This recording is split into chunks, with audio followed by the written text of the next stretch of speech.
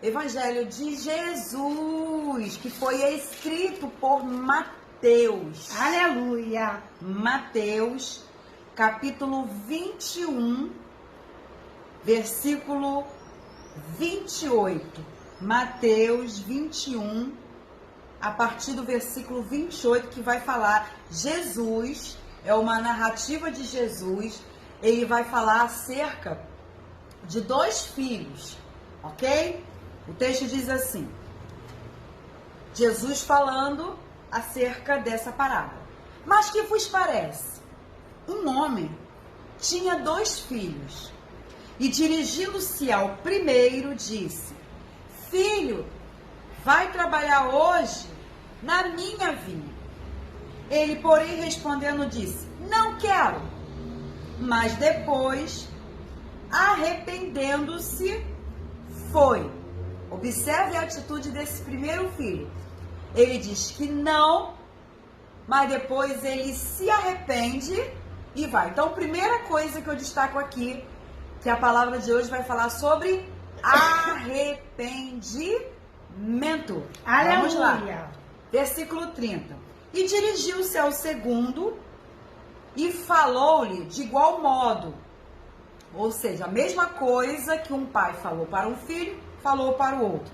E respondendo ele, disse, eu vou, Senhor, e não foi. Qual dos dois fez a vontade do pai? Olha só como é que são as coisas, né? Perguntinha de beabá. Perguntinha de beabá. Os dois vão responder junto. Jesus fala assim, qual dos dois fez a vontade do pai? Disseram-lhe eles, como se fosse um coral. O primeiro! Disse-lhe Jesus, em verdade vos digo que os publicanos e as meretrizes entram adiante de vós no reino de Deus. Vamos dar uma paradinha aqui, vamos entender o que Jesus ele está ensinando. Qual é a lição de Jesus agora no ministério itinerante que ele tinha quando ele estava na vida terrena aqui? Vamos lá. Ele começa agora a falar acerca da obediência através do arrependimento. Observe que ele usa a figura de um pai, ele usa a figura de dois filhos, para poder ensinar acerca de qual é o filho obediente. É uma lição do nosso dia a dia, né, Vera? Porque ele vai falar assim, a primeira coisa que ele vai dizer lá no versículo 28, ele vai falar, ele vai dar uma ordem. Filho, vai trabalhar hoje na minha vinha. Então preste atenção. Se a vinha era do pai, também era uma herança dos filhos. E aí o pai dá uma ordem. E aí o primeiro filho que recebe a ordem, ele diz que não quero. E depois houve um arrependimento e foi. O segundo diz, eu vou, mas não vai. Com qual dos dois você se identifica? Aquele que lê a Bíblia, conhece as vontades de Deus, diz até amém, diz até eu creio, eu recebo, vou fazer, mas até hoje nunca fez. Ou você é aquele que a princípio você até fala, eu não vou conseguir, eu não consigo, não é pra mim, não vou não. Mas houve o arrependimento e foi. Queridos, eu quero ensinar algo nessa palavra, que o reino de Deus, ele não pode ser movimentado por palavras fantasiosas.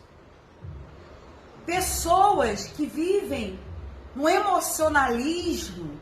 A vida eterna não é emoção. A vida eterna com Deus é uma realidade. Verdade. A vida eterna sem Deus também é uma realidade. Não adianta eu ficar toda espalhafatosa na igreja, levantando a mão, dando glória a Deus e aleluia. Mas na prática mesmo, não cumpro a palavra de Deus. Jesus, ele não está interessado em quem sai levantando o braço. Eu quero Jesus, eu quero Jesus, eu quero Jesus. Jesus está querendo ver qual é o final da sua caminhada. Meu Deus. Quantos começaram e desistiram? Quantos vão começar e vão desistir? Quantos hoje, nesse exato momento que eu estou falando nessa live, estão desistindo de servir a Deus por causa das aflições? Ou porque achou que era duro demais deixar o pecado de lado? Ah, era difícil demais deixar um copo de bebida de álcool. Ah, é difícil demais eu deixar de lado um samba, um pagode, uma escola de samba, um crack, uma cocaína, uma pornografia. Ah, é difícil demais, queridos. Eu quero dizer para vocês o que é realmente difícil. Difícil e impossível vai ser querer sair do lago de fogo e enxofre por ter desobedecido a Deus e não ter permanecido no caminho que levaria ao céu. Meu Deus. Isso que é difícil e é impossível, porque uma vez condenado, uma vez lançado no lago de fogo e enxofre, não tem como retornar. E o apóstolo Pedro também fala acerca daqueles que um dia experimentaram Jesus Cristo, experimentaram a vida com o Espírito Santo e abandonou a vida com Deus. Ele diz que uma vez experimentado a vida com Deus e abandonado, fica impossível de voltar. Por quê? Porque é uma decisão, a pessoa cauteriza a mente, cauteriza o coração, velho. Verdade. Quando a gente abre uma live dessa, quando a gente prega num púlpito, quando a gente prega numa praça, seja onde for, porque muitas vezes o púlpito, nosso púlpito, é no meio da rua. O nosso púlpito não necessariamente precisa ser dentro da igreja. O que é o púlpito? Púlpito significa um local de discurso. É onde ali a gente transmite, a gente anuncia que há um caminho estreito que vai conduzir uma porta estreita e é tomado à força. E aí Jesus começa a dizer agora aqui essa parábola acerca de 2 filhos. Todo mundo quer ser filho de Deus, mas ninguém quer obedecer a Deus. Todo mundo quer receber herança do Pai, mas ninguém quer ficar debaixo da autoridade do Pai. E aí Jesus, ele pergunta para um que diz, eu não vou, mas depois diz que vai. E o outro todo espalhafatoso, eu vou. Evangelho não é brincadeira. Evangelho não é oba-oba. Evangelho não é só mudança de estilo de vida, não. Evangelho é transformação de caráter, de mente, Aleluia. de conduta, de moral. Aleluia! E aí Jesus, mediante aquela pergunta que Glória ele fez, a Deus. ele fala assim, qual dos 2 fez a vontade do Pai? Aí o que acontece? Ele estava no meio da rua, publicamente, ele pergunta para a multidão, dentro dessa parábola, qual dos 2 agradou, fez a vontade do Pai? E todo mundo respondeu, o primeiro. Aí Jesus fala assim, em verdade vos digo que os publicanos e as meretrizes, que significa prostitutas, entram adiante de vós no reino de Deus. Sabe o que Jesus estava falando? Porque Jesus estava discursando publicamente para o povo judeu, que só ouvia Jesus pregar, mas não praticava, não vivia. Aí Jesus pega, dá neles e fala assim, aí em verdade, os publicanos, que vocês tanto odeiam, ele falando para aquela multidão ali de judeus, os publicanos e as meretrizes, porque eram as 2 classes mais rejeitadas da sociedade, ele fala assim, eles passam vocês na frente, entram na frente no reino dos céus. Sabe o que ele está dizendo? Enquanto vocês conhecem a lei, enquanto vocês ficam guardando a lei de Moisés, guardando o sábado, dizendo que são filhos de Abraão, que são filhos da promessa, e não aquebranta o coração, não se arrependem. As prostitutas e as meretrizes escutam, se arrependem. A princípio até dizem, eu não vou porque sou prostituta, mas depois vê que o convite não foi de qualquer pessoa e vai.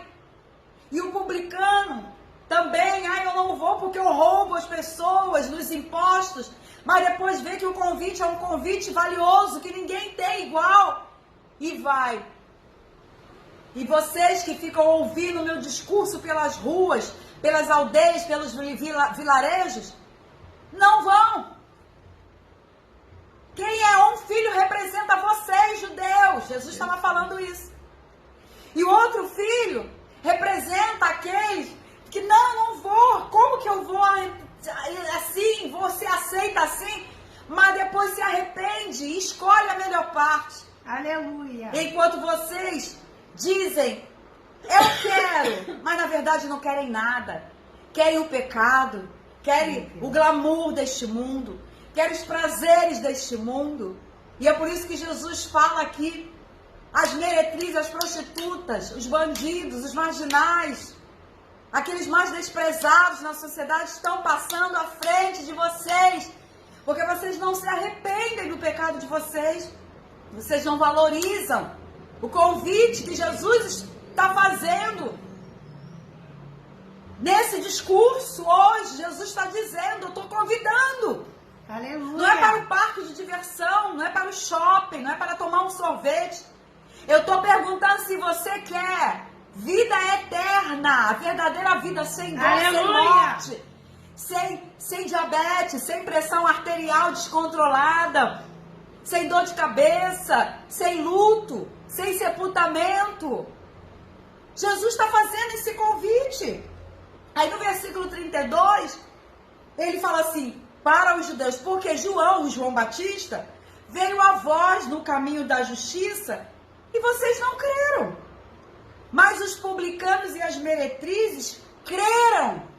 Glória a Deus. Vós, porém, vendo isso, nem depois vos arrependestes para o crer.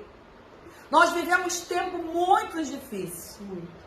Tempos que são dias apertados, dias reduzidos. A terra está girando mais rápido. Os homens não entendem a natureza. Ela está diferenciada. O tempo de fazer sol quente está fazendo o quê? Frio, tempestade, relâmpagos. Mas por que é isso? Porque a palavra de Deus tem que se cumprir. E a gente está vendo com os nossos próprios olhos a natureza modificada. Nós estamos vendo com próprios olhos as guerras se intensificando. Nós estamos vendo com próprios olhos a palavra de Deus se cumprindo. E você que está aí do lado aí dessa live, desse aparelho, você já entregou a sua vida ao Senhor Jesus? Com qual dos dois filhos você quer ser reconhecido pelo Pai? O que até recua, mas sabe que sem Jesus não tem vida eterna. Amém. Ou você é aquele que até diz, eu amo, eu gosto de Jesus. Não, Jesus não é circo. Fica cheio de blá, blá, blá. Mas no fundo do fundo, você quer curtir a vida.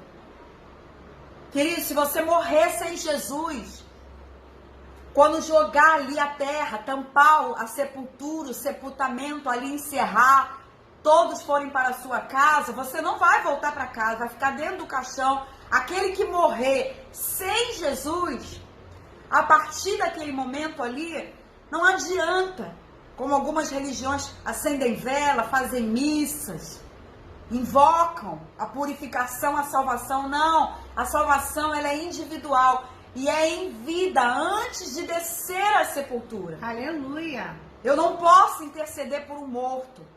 Eu posso orar por uma pessoa que está viva, ainda hoje, respirando.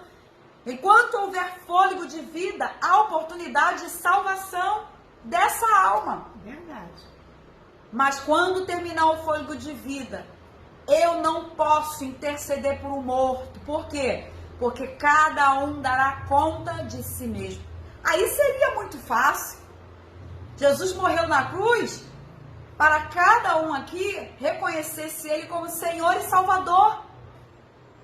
Aí imagina, uma pessoa que negou Jesus, não quis compromisso com Jesus, optou pela vida mundana, agradou mais o pecado do que o próprio Deus, agora morreu, foi para a sepultura, os vermes vão comer a carne, a alma vai voltar para Deus, o fôlego volta para Deus, e aquela alma agora vai ficar guardando uma sentença.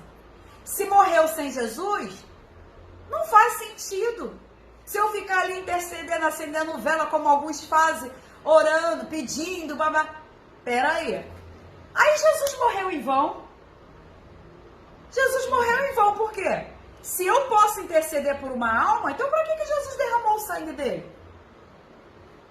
Não. Basta eu interceder. Tá dando para entender? O que eu quero mostrar para você é que a salvação é individual. Eu não posso interceder por morto. Sei nem porque que eu tô falando isso. Mas o Espírito Santo tá mandando eu falar. Aleluia! A decisão da salvação, ela é em vida. Quem morreu, morreu. Agora vamos aguardar. Vamos aguardar não. A pessoa vai agora aguardar. Ou a sentença de condenação, ou arrebatada para a vida eterna com Deus. A nossa vida aqui é uma vida de condições. O que eu faço, eu terei uma consequência na eternidade. Existem consequências, resultados que nós vamos colher aqui mesmo. Verdade. Mas existe o resultado final, que implica na eternidade. Então, amados, qual dos dois filhos você é? Eita glória! Aleluia! Qual dos dois filhos você faz parte? Ah, eu frequento uma igreja. Não, não é isso que eu estou dizendo. Jesus está falando de arrependimento. Jesus está falando de um arrependimento que não é remorso. Não, mas é um arrependimento total, um reconhecimento que sem Jesus nós não podemos continuar. É desse jeito. Pode ter muito dinheiro, pode ter muita saúde, mas Jesus quer dar mais do que isso, quer dar mais do que saúde, quer dar mais. Escreveram ali a segunda morte, não sei quem escreveu. É a japonesa Ana Maria, da igreja do meu esposo. Isso, Ela a segunda morte. Por quê? A primeira morte é a morte física. Nós temos a morte espiritual. Quantos estão mortos espirituais na terra? Conheceram a Bíblia, conhecem a Bíblia, conheceram a Deus, mas morreram espiritualmente. Mas estão com saúde, estão respirando, estão vivos. Tem a morte, a primeira morte, que a pessoa desce à sepultura. E lá em Apocalipse, eu quero até abrir aqui, vai falar como nós temos que, capítulo 20, nós temos que lutar para não passarmos por essa segunda morte. Que diz assim, capítulo 20, versículo 6. Apocalipse 20, versículo 6. Bem-aventurado e santo aquele que tem parte na primeira ressurreição. É aquele que morre em Cristo e é ressuscitado. Aleluia! Junto com os arrebatados que ainda estiverem vivos em Cristo. Glória a Deus! Porque sobre estes não tem poder a segunda morte, mas serão sacerdotes de Deus e de Cristo e reinarão com ele 1000 anos. Sabe o que o texto está dizendo aqui através do apóstolo João? Ele está dizendo, olha, ainda que você morra, vá para o cemitério, seja qual for, não fica preocupado, é o cemitério mais bonito, né? Ah, o cemitério mais... É claro que existem existem cemitérios e cemitérios, né? Tem uns cemitérios mais assim, feio, o aspecto feio, mas existem outros que tiram um pouco aquele aspecto mortal que a gente sabe, né? E é exatamente isso aqui, porque quando chega lá na sepultura, ali é a primeira morte.